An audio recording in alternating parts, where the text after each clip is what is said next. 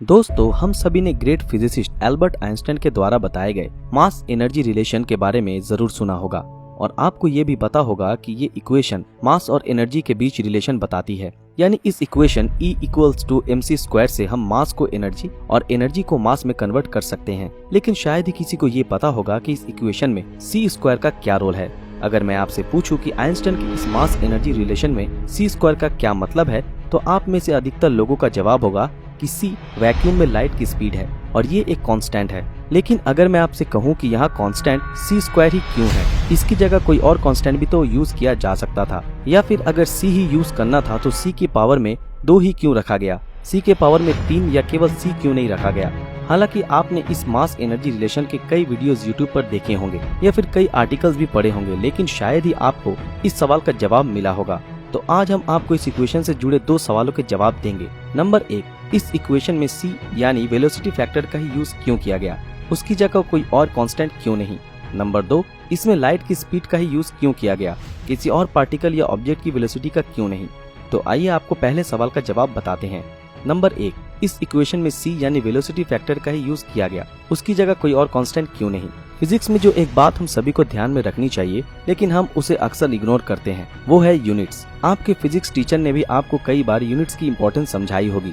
यहाँ भी यही यूनिट्स का फंडा अप्लाई हो रहा है। एक बार इस इक्वेशन को फिर से नजर डालिए। लेफ्ट हैंड साइड में एक टर्म है E एनर्जी और राइट हैंड साइड में 2 टर्म है m मास जिसकी यूनिट kg होती है और c वेलोसिटी है तो इसकी यूनिट मीटर पर सेकंड होती है। लेकिन क्योंकि इक्वेशन में c² है तो यूनिट m² पर s² हो जाएगी। इस प्रकार RHS की यूनिट kg मीटर² पर सेकंड² हो जाएगी। लेकिन जैसा कि हम सभी जानते हैं कि एनर्जी कई प्रकार की होती है, तो अब हम एक और एनर्जी लेते हैं, काइनेटिक एनर्जी। इसका फॉर्मूला होता है K=1/2mv²। जब हम इसकी राइट हैंड साइड की यूनिट कैलकुलेट करते हैं तो आप देखेंगे कि ये भी यूनिट है जो E की थी, यानी kg मीटर² पर सेकंड²।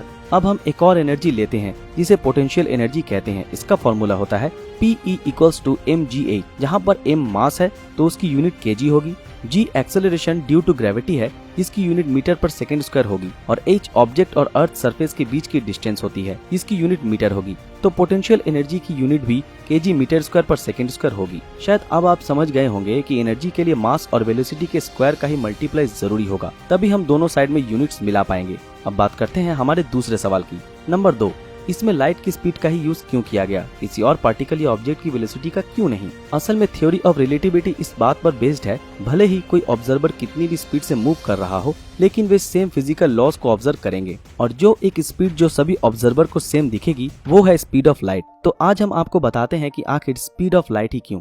असल में आइंस्टाइन ने हमें कई फॉर्मूले दिए जैसे कि टाइम डायलेशन, लेंथ कॉन्ट्रैक्शन। इनमें से एक फॉर्मूला है रिलेटिविस्टिक मास m=m0/√1 - v² पर c² का। आइंस्टाइन ने बताया कि जब कोई बॉडी किसी वेलोसिटी से मूव करती है तो उसका मास कांस्टेंट नहीं रहता, चेंज होता है और इसे हम इस फॉर्मूला से कैलकुलेट कर सकते हैं। इसमें m0 बॉडी का रेस्ट मास है, यानी कि जब बॉडी रुकी हुई है उस समय का मास, v वो स्पीड है जिससे बॉडी मूव कर रही है और c स्पीड ऑफ लाइट और m रिलेटिविस्टिक मास है, यानी कि वो मास जो बॉडी किसी वेलोसिटी से मूव कर रही है और जब कोई पार्टिकल स्पीड ऑफ लाइट के बराबर की स्पीड से मूव करने लगे तो उसका मास इनफाइनाइट हो जाएगा। तो अब आप ये भी समझ चुके होंगे कि जिस तरह रेस्ट मास होता है उसी तरह रेस्ट एनर्जी भी होगी और ये रेस्ट एनर्जी बॉडी के मास और किसी कांस्टेंट के मल्टीप्लिकेशन से कैलकुलेट की जाएगी और ये कांस्टेंट कुछ भी हो सकता है, कोई और कांस्टेंट, कोई और वेलोसिटी। क्योंकि हम पहले ही ये प्रूव कर चुके हैं कि एनर्जी की यूनिट को बैलेंस करने के लिए मास के साथ वेलोसिटी का मल्टीप्लाई होना जरूरी है। तो ये तो श्योर है कि ये कांस्टेंट कोई वेलोसिटी ही होगी,